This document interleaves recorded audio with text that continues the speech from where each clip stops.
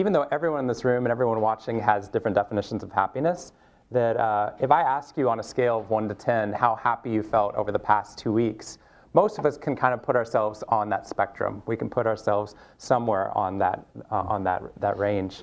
What we found is that even though that's a subjective experience, if I go into a hospital and with a broken arm, there's no pain meter they can hook me up to that automatically means that I'm experiencing an 8 out of 10 on a pain scale. The same thing is true with happiness, that we treat people based upon the pain that they actually experience, and we can actually study people based upon their subjective experience of happiness that they're experiencing in the world. But part of what I'm hoping to do, and part of the reason I wanted to come to talk with you, is that what I'd love for us to do is to help the world redefine what happiness actually means. Because I think that there's a lot of confusion about what happiness actually is. And if we do come up with a definition that's aspirational, maybe we can start a movement not only within our schools and in our families, but in our companies worldwide.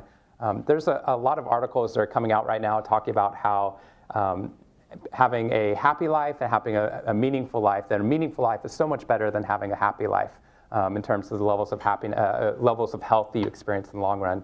I think those studies, while well-meaning, are actually leading us astray, because I think it's impossible for us to sustain happiness without meaning. And as soon as we start to try to define happiness in our life without having meaning, all we're talking about is pleasure. And pleasure is very short term, right? We could put chocolate bars in front of each of you, and then we'd be done in terms of our happiness. Some of you are like, wait, was that an option this morning? I didn't even know if that would be an option. But part of it's Google, it's always an option. Exactly. You've got pleasure at your fingertips, but that doesn't necessarily mean that you automatically have happiness at your fingertips. Because happiness, the way that we are hoping to start to redefine this for the world is to not have happiness be pleasure, because that's very short term. And we get addicted to it. We were talking about that this morning. If happiness is just a pleasure, it becomes a trap. Right? So that if I'm not feeling pleasure right now, well, then I must not be happy. Then I'm not going to keep working at this, or I'm not going to keep trying because this is too difficult now. What I'm interested in is how do we redefine happiness to be I stole this definition from the ancient Greeks. How do we get happiness to become the joy that we feel striving for our potential? And I love this definition. I was at the divinity school before getting into studying positive psychology, and I was studying Christian and Buddhist ethics, because I was interested in how does the beliefs you have about the world change the actions you decide to do within that world. And one of the things that I loved about this definition when I saw it is it changes the way that we pursue happiness.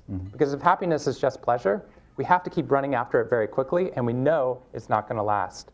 But if happiness is joy, joy is something we can feel in the ups and downs of our life. It's something we can experience even when things are not pleasurable. When you're working on a very difficult project, when you're going for a difficult run, or when you're biking in to work and it's a really long bike ride. Whatever it is that you're experiencing, even childbirth, right, is not a pleasurable experience all the time.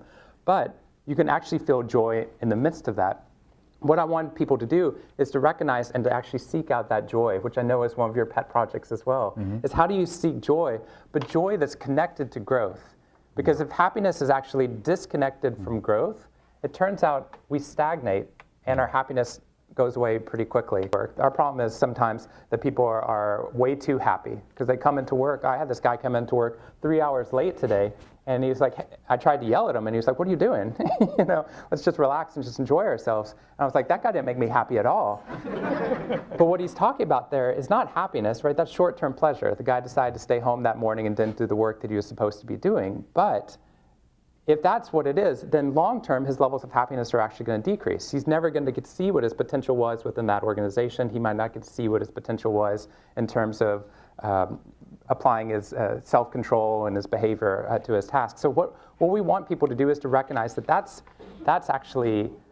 more on the side, it can be more on the side of apathy, right? I think the opposite of happiness is not unhappiness. The opposite of happiness is apathy, which is the loss of joy that we feel within our lives. Because if you think about it, unhappiness can sometimes make us break up with people we shouldn't be dating, or unhappiness can cause us to move to do different jobs, or it can cause us to want to get better grades in school. Unhappiness can be very helpful. What I think becomes the problem is when we've lost that joy in our life, when we lose that joy striving towards our potential. So I think that there's a revolution inside of this. If we can help people realize that happiness is joy that we feel on the way to our potential, some amazing things start to change.